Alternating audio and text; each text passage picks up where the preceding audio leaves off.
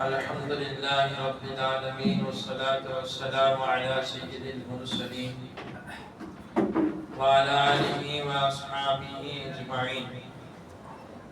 أما بعد، فقد قال الله تعالى في القرآن العظيم وفي الفرقان المجيد: أعوذ بالله من الشيطان الرجيم. بسم الله الرحمن الرحيم. إن الأبرار لفي نعيم وإن الفجار لفي جحيم. صدق الله العلي العظيم. وقال نبينا صلى الله عليه وسلم: من صمت نجا.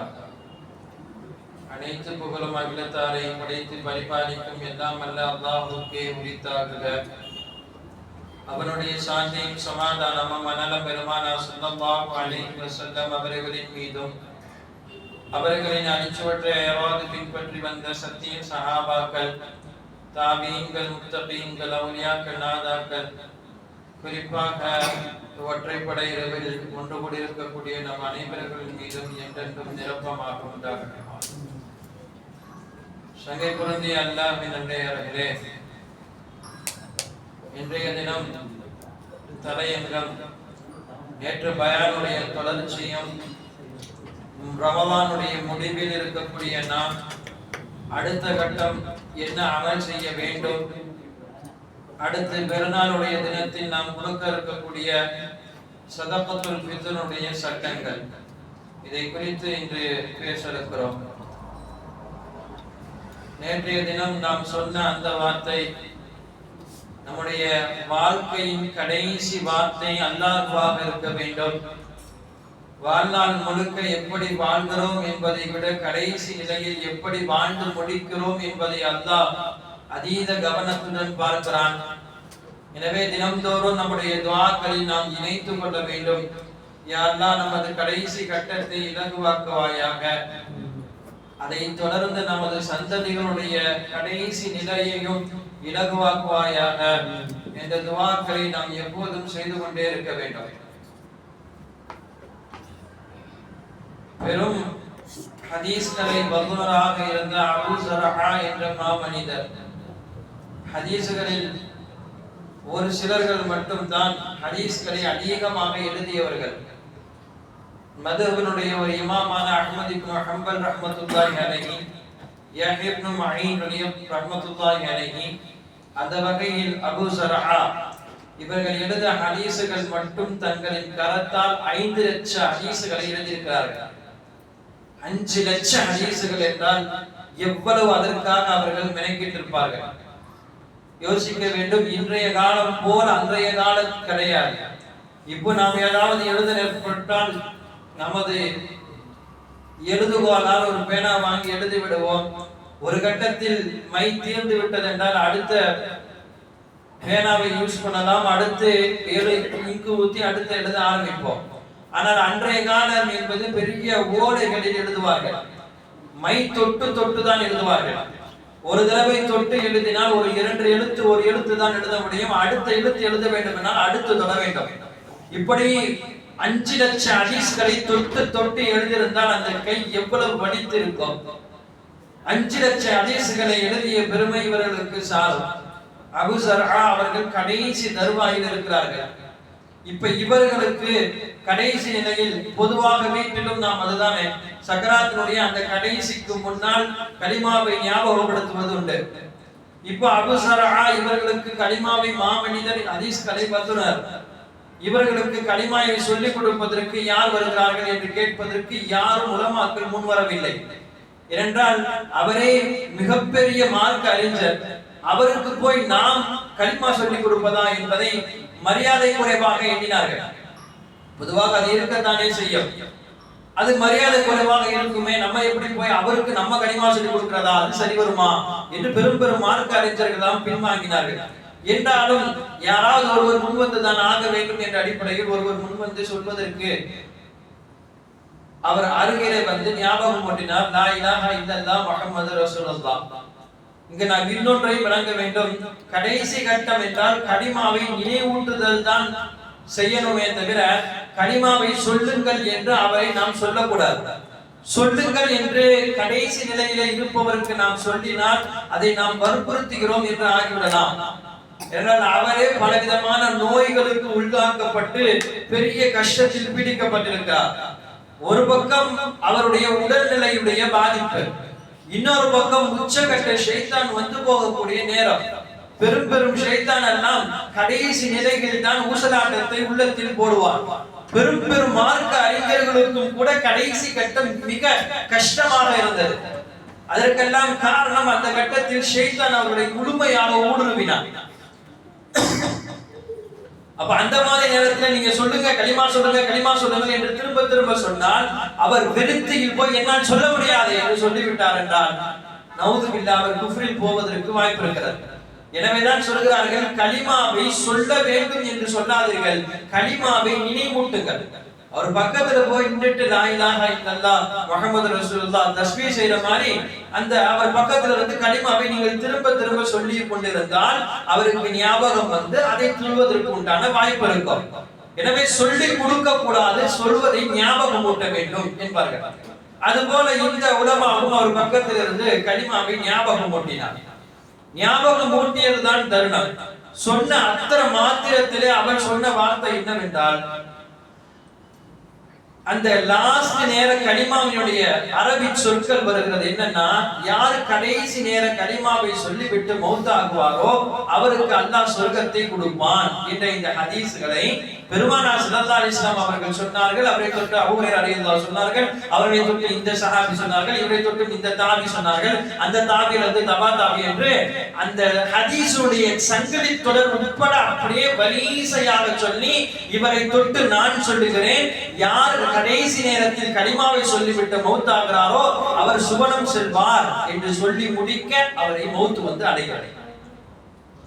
எவ்வளவு அழகான ஒரு மௌத்! கடைசி கட்டத்தை எந்த அளவுக்கு அல்லாஹ் அந்த சஹாபாக்களுக்கும் அந்த பெரியார்களுக்கும் ஆக்கி இருக்கிறார். எனவே கடைசி கட்டத்தை குறித்து உண்டான சிந்தனை நமக்கு அதிகமாக இருக்க வேண்டும். எனவேதான் பெருமானார் ஸல்லல்லாஹு அலைஹி வஸல்லம் சொன்னார்கள், நீங்கள் பெரும்பாலும் மௌத்தை யோசித்தீர்கள் என்றால் கண்டிப்பாக உங்களுடைய அமல்கள் கூடும். அமல்கள் கூடுவதனால் கடைசி கட்டத்தை அல்லாஹ் இலகுவாக்குவான். கடைசி கட்டம் யாருக்கு இலகுவாக்கப்பட்டதோ பின்னால் உண்டான வாழ்க்கையும் அவருக்கு இலகுவாக்கப்படும். அடுத்த கட்டமாக ரமதானுடைய கடைசியில் நாம் இருக்கிறோம். சொல்ல போனால் ரமதானுடைய கடைசி என்றால் ரமதான் முடிந்து விட்டது என்று எண்ணக்கூடாது. இன்னும் லைலத்துல் கத்ர் இன்றைய இரவாக கூட இருக்கலாம். எனவே லைலத்துல் கத்ரில் எந்த இபாதத்துகள் எல்லாம் நாம் செய்வோமோ கடைசியை இன்றைய நாளில் அதை நாம் தொடர வேண்டும். அதுதான் 27 முடிந்து விட்டது என்று நமக்கு நாமே சொல்லிக்க கூடாது. ஒரு பெரும்பாலும் கணிப்பு 27 இருக்கலாம். அல்லாஹ் கடைசியிலும் கூட லைலத்துல் கத்ரை வைப்பதற்கு அதீத வாய்ப்புகளும் இருக்கிறது. எனவே ஆரம்பத்தில் நாம் லைலத்துல் கத்ருக்கு எந்த இபாதத்துகளை எல்லாம் நாயகம் சொன்னார்களோ, ரசூலுல்லாஹ் ஹதீஸில் வருகிறது, ஷஸமீரஸஹு அவர்கள் வேட்டி மடித்துக் கொள்வார்கள், அஹியல் லைல அந்த இரவை உயிர்ப்பிப்பார்கள், அகியதாஹுலா அவருடைய உறவினர்களை எழுப்பி விடுவார்கள். இதையெல்லாம் இன்றைய தினத்திலும் கொஞ்சம் நாம் யோசிக்க வேண்டும். இது போல அமல் செய்வதற்கு முயற்சிக்க வேண்டும். முடிந்த அளவுக்கு குர்ஆன் ஓதுவது, தஸ்பீஹாத்துகள் செய்வது, இன்னும் பிற இபாதத்துகள் செய்வது, கடைசி பகுதியில் தஹஜ்ஜத் தொழுவது ரொம்ப முக்கியம். கடைசி பகுதியில் தஹஜ்ஜத் தொழுவது. கடைசி ஆகிவிட்டது என்ன, 21 23 25 எல்லாம் கடந்து வந்துட்டோமே, 21 லைலத்துல் கத்ராக இருப்புமா இந்த நிலைக்கு ஆகிவிடக்கூடாது. 29ஆக இருப்பதற்கும் கூட அதீத வாய்ப்பு இருக்கிறது. எனவே இந்த தினத்தில் அதையும் நாம் யோசித்து இந்த தினம் முழுக்க நம்மளால் முடிந்த அளவுக்கு அமல் செய்வதற்கு முயற்சி செய்ய வேண்டும். இதற்கு அடுத்த ஒரு இரவு இருக்கிறது. இப்ப இந்த இரவு முடித்தவுடன் அவ்வளவுதான், பெருநாள் முடிந்து விட்டது, ரமதானே முடிந்து விட்டது என்ற நிலைக்கு வருகிறோம். ஆனால் அடுத்தும் பெருமானார் ஸல்லல்லாஹு அலைஹி வஸல்லம் அவர்கள் இன்னும் ஒரு இரவு பாக்கி இருக்கிறது, அதுதான் உங்கள் பரிபூர்ணத்தை நிறைவேற்றக்கூடிய இரவு என்று சொல்கிறார்கள். லைலத்துல் கத்ர் முடிந்தவனே எல்லாம் முடிஞ்சிருச்சு நம்ம நினைப்போம். ரசூலுல்லாஹ் அல்லாஹ் தஆலா இப்படித்தான் மலக்குமார்கள் பட்டியலில் இருக்கக்கூடிய அத்தனை அமல்களையும் எடுத்து சொல்வார்கள் அல்லாஹ்விடத்திலே. அடியான் இவ்வளவு பரிசுத்தமானி விட்டான், இவனுக்கு கூலி கொடுத்துடலாமா, இவனுடைய அத்தனை அமல்களுக்கும் என்ன கொடுத்து விடலாமா என்று மலக்குமார்கள் எல்லாம் அல்லாஹ்விடத்தில் கேட்பார்களாம்.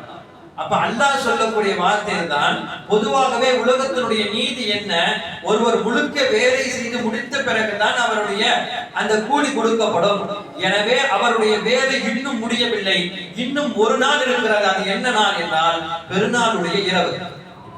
ஆனால் பெரும்பாலும் நம்மில பலர்கள் பொழுதுபோக்காக இருப்பது, அசட்டையாக இருப்பது என்பது இந்த பெருநாளுடைய இரவிலே செய்யக்கூடிய இபாதத்தில் இருக்கிறோம்.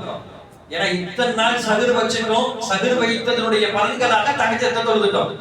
சகுர் வைக்கும் போது தஹஜ்ஜத்துடைய தொழுகை பெரிதா தெரியுதில்ல, ஈஸியா தொழுகிறோம் தெரியுதா.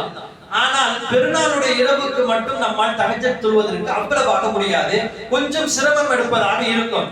ஏன்னா இவ்வளவு நாள் 30 நாள் அல்ஹம்துலில்லாஹ் தொழுதுட்டேன், இந்த ஒரு ஆனாலாச்சு களைத்து தூங்கி விட்டு ஃபஜ்ருக்கு எஞ்சி ஃபஜ்ருக்கு போலாமே என்ற ஒரு யோசனை வரும். கொஞ்சம் அந்த ஒரு நாளும் நாம் நினைக்கிட வேண்டும். மிக முக்கியமாக அல்லாஹ் ரசூலுல்லாஹி ஸல்லல்லாஹு அலைஹி வஸல்லம் சொன்னதும் மலக்குமார்கள் வந்து போகக்கூடிய இரவாக பெருநாளுடைய இரவு இருக்கிறது. மற்ற இபாதத்துகளை வேண்டுமானாலும் கொஞ்சம் குறைச்சிக்கலாம், ஆனால் தஹஜ்ஜத்தில் கொஞ்சம் அதீத கவனம் செலுத்தி பெருநாளுடைய இரவில் முடிந்த அளவுக்கு ஒரு 6 ரகாயத்துகள் பாங்கு சொல்வதற்கு, ஃபஜ்ருடைய பாங்குக்கு ஒரு அரை மணி நேரம் 20 நிமிஷத்திற்கு முன்னால் தொழுது விட்டால் நம்முடைய கூலிகள் பரிபூர்ணமாக்கப்படுகிறது. எனவே அதீத கவனம், இந்த கடைசி இரவில் நாம் கொஞ்சம் கவனம் செலுத்த வேண்டும். எப்படி ஒற்றைப்படையினர்களுக்கு மலக்குமார்கள் வந்து போகிறார்கள் என்று சொல்கிறோமோ, அந்த கட்டத்தில் பெருநாளுடைய இரவு அன்று நம்முடைய அமல்கள் முடிக்கப்படக்கூடிய நாள். எனவே அந்த அமல்கள் முடிக்கப்படக்கூடிய அந்த நாளில் நம்ம கொஞ்சம் அஜாக்கிரதையாக இருந்து விடக்கூடாது. பொதுவாக மலக்குமார்கள் வீட்டுக்கு வருவது என்பது பரக்கத்து, அது மிகப்பெரிய ரஹ்மத்து. பின்னால் அதுவரையும் இல்லாத நம்முடைய வீடுகளில் பின்னால் மலக்குமார்கள் வந்து போனவுடன் பெரிய நமக்குள்ளே பரக்கத்துக்கு வந்ததை போல, வீட்டிற்குள் பரக்கத்து வந்ததை போல நாம் உணரலாம். இதற்கு நம்ம அழகாக ஒரு உதாரணம் சொன்னால் தெரியும். மூசா அலைஹிஸ்ஸலாமுடைய காலத்தில் மூசா அலைஹிஸ்ஸலாம் தூர்சினா மலைக்கு போனார்கள்.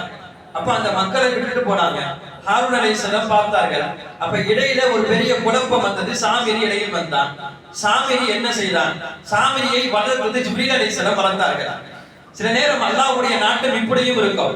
பொதுவாகவே வளர்ப்பு சரியாக இருக்க வேண்டும் என்பது பொதுப்படை. ஆனால் சில நேரங்களில் அதிலும் அல்லாஹ் ஒரு சில நுணுக்கங்களை வைக்கிறார். ஜிப்ரீல் அலைஹிஸ்ஸலாம் வளர்த்த சாமிரி வழிதவறி போகிறான். மூசா அலைஹிஸ்ஸலாமுடைய பாதுகாப்பில் ஃபிரௌனுடைய கட்டுக்கோப்பில் இருந்த மூசா அலைஹிஸ்ஸலாம் நபியாகி போகிறார்கள். கொஞ்சம் மாற்றமாக இருக்கிறது. சாமிரி முழுக்க ஜிப்ரீல் அலைஹிஸ்ஸலாமுடைய வளர்ப்பில் வளர்கிறார். ஜிப்ரீல் அலைஹிஸ்ஸலாம் அவர்கள் வந்து போகக்கூடிய நேரத்தில் குதிரையிலே வருவார்கள். அந்த காலடி தடத்தில் இருக்கக்கூடிய மண்ணை சாமிரி எடுத்து வைத்துக் கொள்கிறார். ஏன் அந்த காலடி மண்ணை எடுக்கிறானா, அந்த மண் பட்ட இடம், குதிரை பட்ட இடம், அது புற்பூண்டுகள் முளைக்கிறது. அந்த இடத்திற்கு உயிர் வருகிறது. இடத்திற்கு உயிர் வருகிறது என்றால் ஏதோ இந்த மண்ணில் இருக்கிறது என்று சொல்லி சாமிரி அந்த மண்ணை எடுத்து வைத்துக் கொள்கிறார். பின்னால் காலம் நடக்கிறது. இப்படி மூசா அலைஹிஸ்ஸலாம் போன பிறகு மக்களுக்கு ஒரு வகையிலான தங்கத்திலே மாடை செய்கிறார். தங்க மாடுகளை செய்து வைத்து கோவிலியாக வைத்துக் கொண்டு அந்த மண்ணை கை வைத்துக் கொண்டான். வைத்துக் கொண்டு அப்பதான் சாமிரி சொன்னான், எங்க உங்க மூசா எங்கேயோ போயிருக்காரு கடவுளை தேடி என்று சொல்கிறீர்களே, கடவுளே இங்கு இருக்கிறார், இறைவன் இங்கு விட்டு விட்டு மூசா எங்கு போனார், வர சொல்லுங்கள் மூசாவை என்று சாமிரி சொன்னான் மக்களிடம். மக்கள் இதை நம்ப தயாரில்லை. என்றாலும் அந்த பனி இஸ்ரவேல் மக்கள் ஏதாவது சின்ன ஆதாரம் இருந்தாலும் உடனே அதில் அப்படியே தலை சாய்த்து விடுவார்கள். ஒருவன் அந்த கூட்டத்தில் சொன்னான், அப்படியா, தங்கத்தில் செய்து விட்டால் இது என்ன கடவுளாகுமா, எங்க இதை சத்தம் போடவை, இதை பேசவை நாங்கள் ஒத்துக்கொள்கிறோம் என்று சொல்லும் பொழுதுதான் தன் கையில் வைத்திருந்த அந்த கொத்து மண்ணை எடுத்து அந்த மாட்டினுடைய வாயிலை போட்டவுடன் அந்த மாடு சத்தமிட்டது.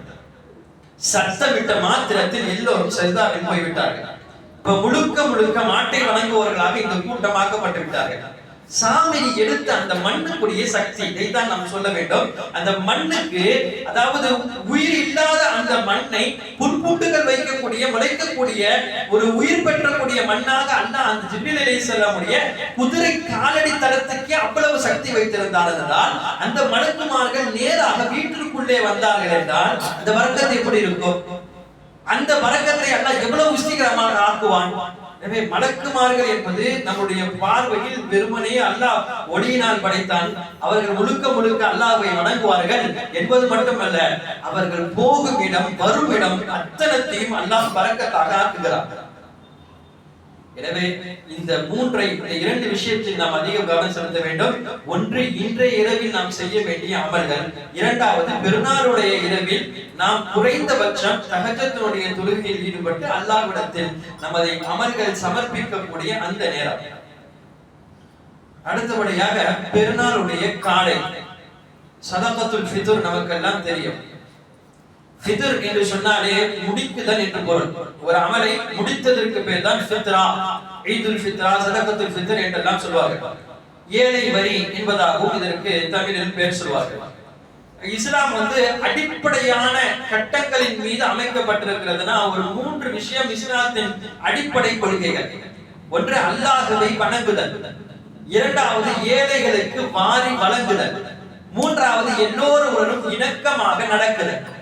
இந்த மூன்றுடைய மூலத்தில் தான் இஸ்லாத்தினுடைய அச்சு ஆணி நடைபெற்று போய்கொண்டே இருக்கிறது. இஸ்லாத்தில் நீங்கள் எங்கு போய் பார்த்தாலும் இந்த மூன்றில் ஏதாவது ஒன்றே இருக்கும். ஒன்று, அந்த இபாதத்தில் அல்லாஹ்வை வணங்குதல் இருக்கும். இல்லை என்றால் அந்த இபாதத்தில் ஏழைகளுக்கு வழங்குதல் இருக்கும். இல்லை என்றால் எல்லோருடனும் இணக்கமாக நடக்குதல் இருக்கும். இந்த மூன்றும் சேர்ந்ததுதான் இஸ்லாம் இபாதத்தாகவே எடுத்து சொல்கிறது. எப்போதுமே இஸ்லாம் இப்படி மட்டும் சொல்லாது. என்னன்னா, முழுக்க முழுக்க அல்லாஹ்வை வணங்குதலை மட்டுமே இபாதத்தாக இஸ்லாம் சொல்லாது. மற்ற மதங்கள் சொல்லலாம். ஆனால் இபாதத் என்று வந்தவுடன் எப்போதுமே அல்லாஹ் சேர்த்து சொல்வது, ஏழைகளுக்கு கொடுத்து வாழுங்கள், எல்லோருடனும் இணக்கமாக வாழுங்கள் என்று சேர்த்து சொல்வான் என்பது மட்டுமல்ல, சேர்த்து இல்லாமல் இபாதத்துக்குள்ளே வர முடியாது. ஒருவர் நான் வணங்க மட்டும்தான் செய்வேன், யாருக்கும் வணங்க மாட்டேன் என்று சகாத்தை பிடித்து வைத்துக் கொண்டால் அல்லாஹ்வுடைய பார்வையில் அவன் பாவியாகி போகிறான். இல்ல, நான் கொடுப்பதற்கும் தயார், அல்லாஹ்வை வணங்குவதற்கும் தயார், ஆனால் நான் யாரிடத்திலும் அவ்வளவாக இணக்கமாக நடக்க மாட்டேன், நான் கொஞ்சம் கோபித்து தான் இருப்பேன், எனது செயல்முறைகள் எல்லாம் கொஞ்சம் மாற்றமாகத்தான் இருக்கும் என்றால் அடியாரிடம் சரியாகாத வரையும் அவனுடைய அமல்களை குறித்து அல்லாஹ் பரிசீலனை செய்ய மாட்டான். அல்லாஹ் நம்முடைய அமல்களை எடுத்து பரிசீலனை செய்து பார்த்தால் தானே சுவனம் நரகம் என்னெல்லாம் தீர்ப்பளிக்க முடியும். ஆனால் இந்த பரிசீலனைக்குள்ளே அல்லாஹ் வரமாட்டான். எதுவரை என்றால், எனது பக்கத்து வீட்டுக்காரனுடன், எனது சொந்தங்களுடன் நான் இணக்கமாக நடக்காத வரையும் எனது அமல்களுடைய பரிசீலனைக்குள்ளேயே வரமாட்டான். பரிசீலனைக்குள்ளே வந்தால் தானே எனது அமல்கள் நபிமாருடைய அந்தஸ்தில் இருக்கிறதா, சஹாபாக்களுடைய அந்தஸ்தில் இருக்கிறதா, இல்லை இன்னும் காலம் கடந்து போயிருக்கிறதா என்றெல்லாம் பார்ப்பதற்கு. எல்லோருடன் இணக்கமாக நடக்குதல் என்பதையும் இஸ்லாம் கட்டாயமாக ஆக்குகிறது. இந்த மூன்றும் சேர்ந்ததுதான் இபாதத். அந்த இபாதத்தாக நாம் இந்த சதகத்துல் ஃபித்ரை பார்க்க முடிகிறது. முதலில் இது யாரின் மீது கடமை? சதகத்துல் ஃபித்ர் என்பது யாருக்கெல்லாம் ஜகாத் கடமையோ அத்தனை பேர்களும் சதகத்துல் ஃபித்ர் கொடுப்பதும் கடமை. என்ன ஒரு சின்ன வித்தியாசம் என்றால், ஜகாத்திற்கு அந்த ஒரு வருடம் காலதாமதம் வைத்திருக்கிறோம். ஆனால் சதகத்துல் ஃபித்ருக்கு அன்றைய காலையிலே ஜகாத்துடைய நிசாப அளவுக்கு நம்மிடத்திலே பணம் வந்து விட்டால், 70,000 ரூபாய் என்ற ஒரு நிர்ணயம் வந்து விட்டால் அவர் கொடுப்பது என்பது அவர் மீது உண்டான கடமை. இன்னும் சொல்ல போனால் உபரியான பொருட்கள் என்பது ஜகாத்தில் அவ்வளவாக பார்க்கப்படாது. ஆனால் சதகத்துல் ஃபித்ர் உபரியான பொருட்களையும் கணக்கில் எடுத்து அதுவும் ஜகாத்தினுடைய அளவுக்கு வந்தால் அவர் மீதும் கடமை. ஹனஃபியாக்கள், ஷாஃபியாக்கள் இன்னும் அதிக முக்கியத்துவம் கொடுத்து சொல்கிறார்கள், அன்றைய ஈதுடைய தேவைகள் போக, அன்றைய ஈதுக்கு நமக்கு என்ன தேவை, நம்ம வீட்டுல பிரியாணி இருக்குமா, ட்ரெஸ் எடுத்துருக்குமா, என்ன செஞ்சிருப்போம், அந்த தேவைகள் எல்லாம் போக நமக்கு சதகத்துல் ஃபித்ர் கொடுக்கும் அளவுக்கு காசு இருந்தாலே கடமையாயிடும். அப்ப எல்லாத்துக்குமே கடமையாகும் என்று சொல்லலாம். அந்த தேவை எல்லாத்துக்கும் இருக்கதானே செய்யும் என்று ஷாஃபி ரஹ்மத்துல்லாஹி அலைஹி அவ்வளவு அதில் முக்கியத்துவம் கொடுத்து பேசுகிறார்கள். யார் கொடுக்க வேண்டும் என்றால், ஷாஃபி ரஹ்மத்துல்லாஹி குடும்பத்தினுடைய தலைவர் கொடுக்க வேண்டும் என்று சொல்கிறார்கள், வீட்டினுடைய பொறுப்பாளி. ஹனஃபி ரஹ்மத்துல்லாஹி அலைஹி யாரின் மீது கடமையா இருக்கிறதோ அவங்க கொடுத்தால் போதும், குடும்பத்தினுடைய தலைவர் கொடுத்தால் போதும்.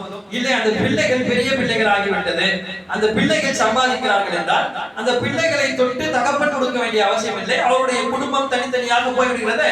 அந்த பிள்ளைகள் அவர்களுடைய பிள்ளைகளுக்காக அவர்கள் கொடுத்துக் கொள்ளலாம், அவர்களுக்காக அவர்கள் கொடுத்துக் கொள்ளலாம் என்று சொல்கிறார்கள் ஹனஃபி ரஹ்மத்துல்லாஹி. ஷாஃபி ரஹ்மத்துல்லாஹி குடும்பத்துடைய தலைவர் எல்லோருக்கும் கொடுப்பது என்பது சிறந்தது என்பதாக சொல்கிறார்கள்.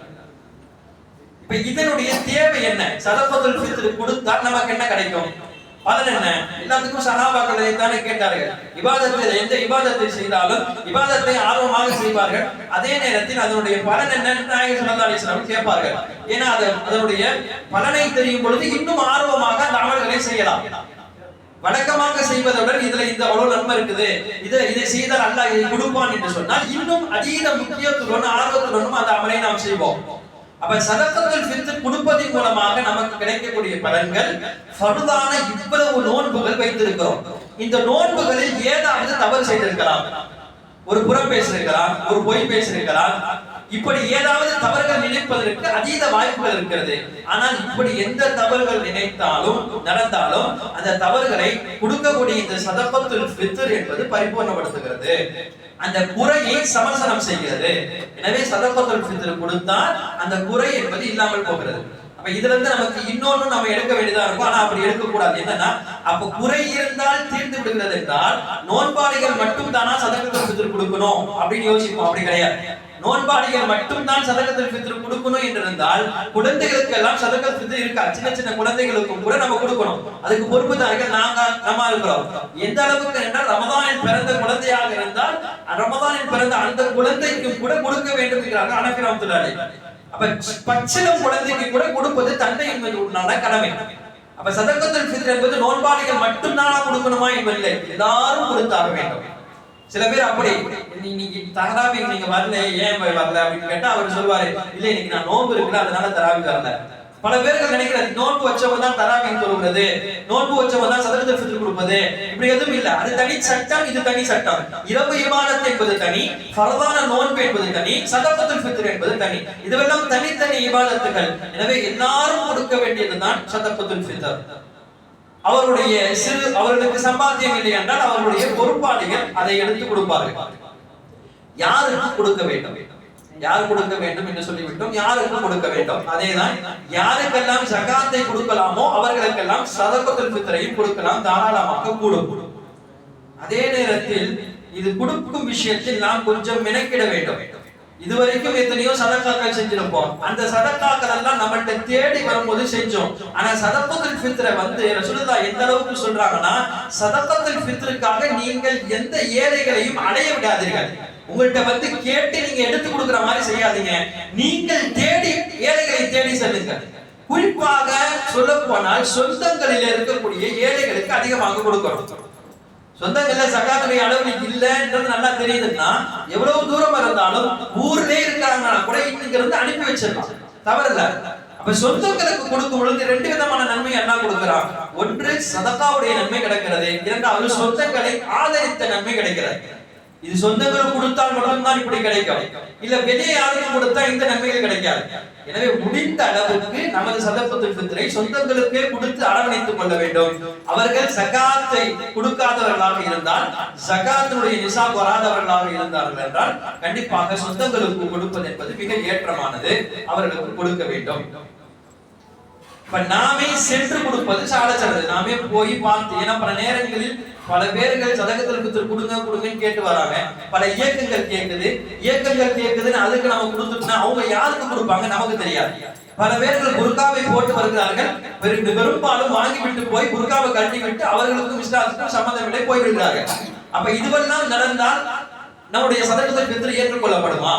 அப்ப கொடுப்பதை ஏற்றுக்கொள்ள தகுந்ததாக கொடுக்கணும்னா சரியான நேரத்தில் சரியான ஆளிடம் போய் நாம் ஒப்படைப்பது என்பது கடமைகளில் ஆக சிறந்தது.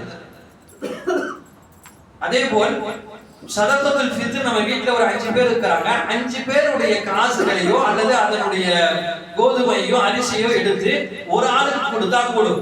இப்ப மொத்தமான சதகத்துல் ஃபித்ரை எடுத்து ஒரு ஆளுக்கு கொடுப்பது கூடும். அதுபோல ஒரு ஆளுடைய சதகத்துல் ஃபித்ரை ஒரு ஆளுக்கும் கொடுக்கலாம், அதுவும் கூடும். ஆனால் ஒரே ஒரு ஆளுடைய சதகத்துல் ஃபித்ரை பிரித்து கொடுக்கிறது என்பது அவ்வளவு நல்லதல்ல. 2.5 கிலோ அரிசின்னும் பொழுது அந்த அரிசியை 5 பேருக்கு 1/2 கிலோவா போட்டா அவங்களுக்கு எவ்வளவு வரும்? எனவே பிரித்து கொடுக்க வேண்டாம். ஒரே ஒரு ஆளுடைய சதகத்துல் ஃபித்ரை 2 பேருடைய 3 பேர் ஒரு ஆளுக்கு கொடுத்தா போதும், கூடும். அது இல்ல ஒரு ஆளுடைய இதை ஒரு ஆளுக்கு கொடுத்தா அதுவும் நல்லது. எனவே சதகத்துல் ஃபித்ரை ஒரே ஒரு ஆளுடைய சதகத்துல் ஃபித்ரை பல நபர்களுக்கு பிரித்து கொடுக்காமல் இருப்பது நல்லது. கடைசியாக இதனுடைய அளவு என்ன? ஹனஃபி ரஹ்மத்துல்லாஹி சொல்கிறார்கள், 1 கிலோ 633 கிராம் கோதுமையில இல்லை என்றால் அதனுடைய கிரயம் கிரயம் என்பது ஜமாத்துல் உலமா ஒரு 90-100 ரூபாய் என்று கவுண்ட் ஆக்கி சொல்றாங்க. இதை விட அதிகமாக கொடுக்கலாமா? தாராளமாக கொடுக்கலாம். ஏன்னா இன்னைக்கு சதகத்தில் பல பேர்கள் ஒரு கிஃப்டாகவே கொடுக்கிறார்கள், அது நல்ல விஷயம். ஆனா அதுல என்ன இருக்கணும்னா, அவசியமாக இஸ்லாத்தில் சொல்லப்பட்ட இந்த கோதுமை அரிசி என்பது இருக்கணும். சில நேரங்களில் அரிசி கோதுமை இல்லாம பல விஷயத்தை எடுத்து உள்ள வச்சு கிஃப்டா கொடுக்கும்போது அது கூடாது. அசல் காரணமே இந்த அரிசி கோதுமை தான். இது இல்லாமல் கொடுப்பது என்பது அது கூடாமல் போய்விடும். இதுடன் சேர்த்து கொடுத்தால், எக்ஸ்ட்ராவாக கொடுத்தால் தாராளமாக கொடுக்கும். ஷாஃபி ரஹ்மத்துல்லாஹி 2 கிலோ 400 என்பது கோதுமையிலும் அரிசியிலும். இப்ப இதை ஷாஃபி ரஹ்மத்துல்லாஹி கிரயமா கொடுக்க கூடாது, அது அப்படியே அரிசியாக கொடுப்பதுதான் கூடும் என்று சொல்கிறார்கள். ஏன் அப்படின்னு சொன்னா, அவங்களுக்கு அந்ததான் தேவை அன்றைய கால நேரத்தில். அப்ப அவங்க இல்லாதப்பட்டவங்க இருக்கும்போது அதை கொடுக்கும் பொழுது அவங்களும் சந்தோஷமா எடுத்து சாப்பிடுறதுக்கு நல்லா இருக்கணும். என்ன அரிசி கொடுக்கணும், நம்ம என்ன சாப்பிடுறோமோ அந்த அரிசி கொடுக்கணும். அதிலும் குறிப்பாக இன்னைக்கு ஃபித்ரா அன்னைக்கு, ஈத் அன்னைக்கு நம்ம பிரியாணி தானே சாப்பிடுவோம். அதனால பிரியாணி அரிசியாக கொடுப்பது என்பது இன்னும் ஏற்றமானது. காரணம், அதற்காகத்தான் அல்லாஹ் இந்த சதகத்துல் ஃபித்ரே ஆக்கினான். நம்ம என்ன புசிக்கிறோமோ அதை மற்றவங்களுக்கு கொடுக்கிறது. இதுதானே இந்த சதகத்துல் ஃபித்ருடைய நோக்கமே அதுதான். எனவே முடிந்த அளவுக்கு அது மாதிரியாக கொடுக்கணும். ஷாஃபி ரஹ்மத்துல்லாஹி பொறுத்தவரையும் கிரயம் கொடுப்பது என்பது கூடாது. எனவே இதையெல்லாம் நாம் பேணி செய்ய வேண்டும். எந்த காரணத்தை கொண்டு சிறிய அமல் தானே என்று நாம் பொழுதுபோக்காக இருந்துவிடக்கூடாது. முடிந்த அளவுக்கு இன்று பிறை பார்த்த உடனே கொடுத்து விடலாம். ஏன்னா பெருநாளுக்கு முன்னாடி வேலையும் கொடுக்கணும். பொதுவாக அஜி பெருநாள் மாதிரினா ஃபஜருக்கு பிறகு இந்த பலவிதமான வேலைகள், ஆட குளிப்பாட்டணும், அது மாதிரி நிறைய வேலை இருக்கும். ஆனா இதுல ஃபஜர் தொழுது கொஞ்சம் நம்ம ஃப்ரீயா தான் இருப்போம். அதனால ஃபஜர் தொழுத உடனே நாம் யாருக்கு கொடுக்க வேண்டுமோ அந்த சொந்தங்களை தேடி போய் கொடுத்து விட்டால் பெரும்பாலும் கடமை நீங்கிவிடும். இல்ல அதுக்கு முன்னாடியே கொடுக்கிறோம், பெற பார்த்துட்டு உடனே கொடுத்தாலும் கூடும், அதுவும் ஏற்றமானதுதான். ஆனால் ஈது தொழுத பிறகு கொடுப்பது என்பது மக்ரூஹ். அந்த மாதிரி கொடுப்பது என்பது கொடுக்காமல் இருப்பது நல்லது. ஏன்னா கொடுக்கக்கூடிய நோக்கமே என்னவென்றால், அல்லாஹ்வை சந்திப்பதற்கு முன்னால் ஏழைகளை சந்தோஷப்படுத்தி விட்டு வர வேண்டும் என்பது அல்லாஹ் விரும்புகிறான். எனவே அந்த ஏழைகளுக்கே கொடுக்காமல் நிற்பது என்பது அல்லாஹ் அவ்வளவாக அதை விரும்பவில்லை. எனவே ஈதுக்கு முன்னால் பெரும்பாலும் கொடுத்து விட வேண்டும். சரி, ஒரு சந்தர்ப்பவசம் எப்படியோ மறந்துட்டோம், என்னமோ ஷைத்தான் நடக்கச்சிட்டான், என்ன மாதிரி நேரத்துல நம்ம தொழுதுட்டோம், அப்ப என்ன கொடுக்காமலே விட்டுடலாமா என்றால் கண்டிப்பாக அப்போதும் கொடுக்க வேண்டும். ஆனால் சதகத்துல் ஃபித்ராக அது நிறைவேறாதது சாதாரண சதகாவாக போய்விடும். ஆனாலும் அப்போதும் கொடுத்தாக வேண்டும். எனவே இந்த சட்டங்களை எல்லாம் பேணி சரியான முறையில் சதகத்துல் ஃபித்ர் கொடுப்பதன் மூலமாக அல்லாஹ் தஆலா நம்முடைய நோன்புகளை எல்லாம் பரிபூர்ணமாக ஏற்றுக்கொள்கிறார். அல்லாஹ் தஆலா இந்த இரவிலே நமக்கு இபாதத் செய்யக்கூடிய பாக்கியத்தையும் பரிபூர்ணமாக அடுத்து வரக்கூடிய ரமதானையும் முழுமையாக பெறக்கூடிய பாக்கியத்தையும் தந்தருள் புரிவானாக. வாஹிரு தஅவானா அல்ஹம்துலில்லாஹி.